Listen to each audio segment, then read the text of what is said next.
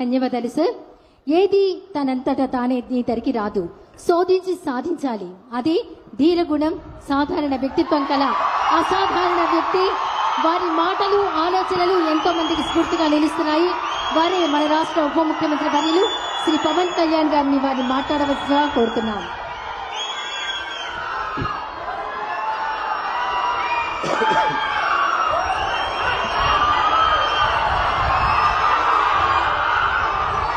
Auto driver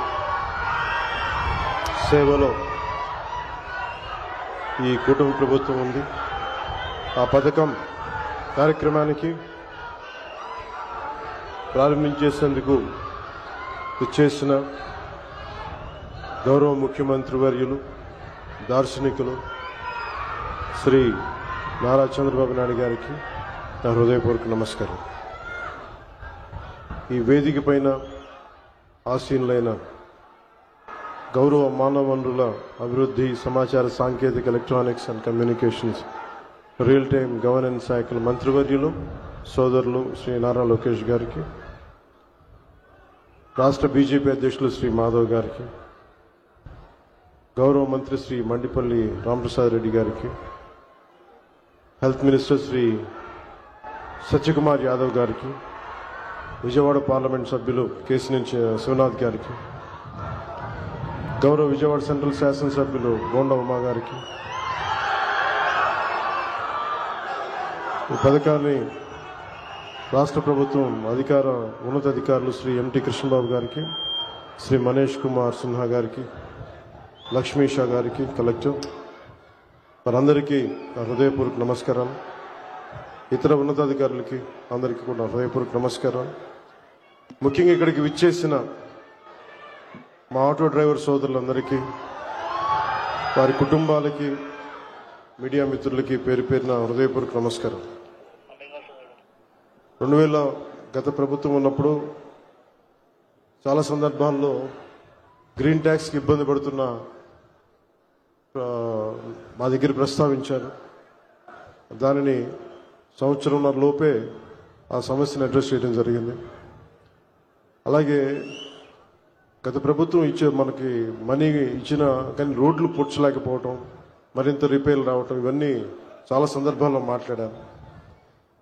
ముఖ్యంగా స్త్రీ శక్తి ఈ ఉచిత బస్ ప్రయాణం ఈ పథకం కింద ఇది ఇచ్చినప్పుడు మొట్టమొదటిసారి కేబినెట్లో ప్రవేశపెట్టినప్పుడు ముందుగా ఆలోచించింది మీ ఆటో డ్రైవర్ మీ వృత్తి మీ గురించి ఆలోచించాం. ఫస్ట్ ఏదన్నా ఉచిత బస్సు ప్రయాణం ఇస్తే ఆటోలకు ఇబ్బంది అవుద్ది, వారి ఉపాధికి ఇబ్బంది అవుద్ది, అందరూ బస్సులో వెళ్ళిపోతే మా పరిస్థితి ఏంటని ఖచ్చితంగా అంటారనేది ఆ రోజు కేబినెట్లో ప్రస్తావిస్తే గౌరవ ముఖ్యమంత్రి గారు ఒకటే ఇచ్చారు, ఎట్టి పరిస్థితుల్లో కూడా వారి నిర్లక్ష్యం చేయం, వారికి ఏ సమస్యలు ఉన్నా సరే వారిని ఎలా కాంపెన్సేట్ చేస్తాం దాని మీద కొంచెం సమయం కావాలని మనస్ఫూర్తిగా ఆయన ఆ రోజు చెప్తే మేమందరం బలంగా నమ్మాం.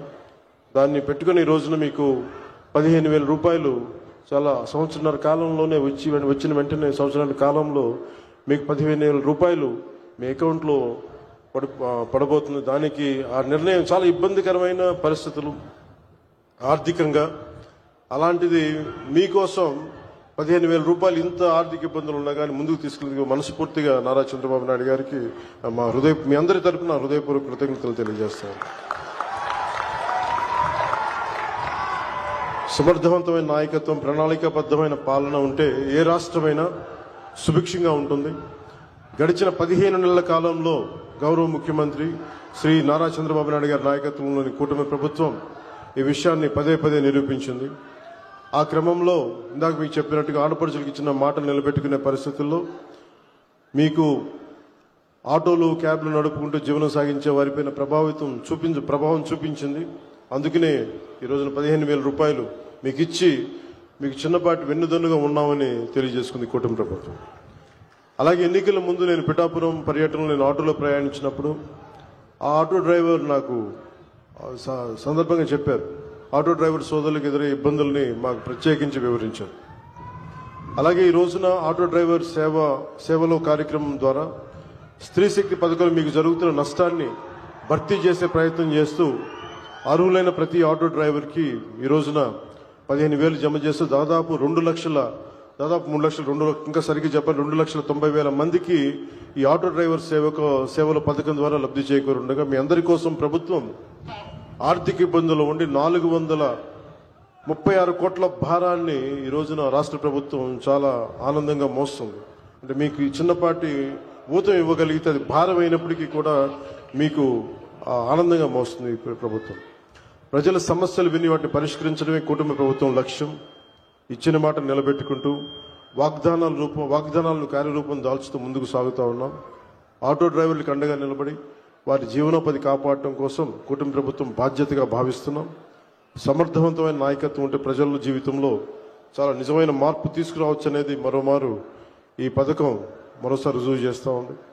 అలాగే మీకు ఇంత కష్టాల్లో కూడా మాకు సహకారం అందిస్తున్న గౌరవ ప్రధాని శ్రీ నరేంద్ర మోదీ గారికి మనస్ఫూర్తిగా ధన్యవాదాలు తెలియజేసుకుంటూ ముఖ్యమంత్రి శ్రీ చంద్రబాబు నాయుడు గారి నాయకత్వం భవిష్యత్తులో మీకు ముఖ్యంగా ప్రజలతో పాటు మీకు ప్రత్యేకించి ఆటో నడుపుతున్న సోదరుల కుటుంబాలకి మీ అందరికీ కూడా మేము అండగా ఉంటామని తెలియజేసుకుని సెలవు తీసుకున్నాను. జై హింద్. ధన్యవాదాలు.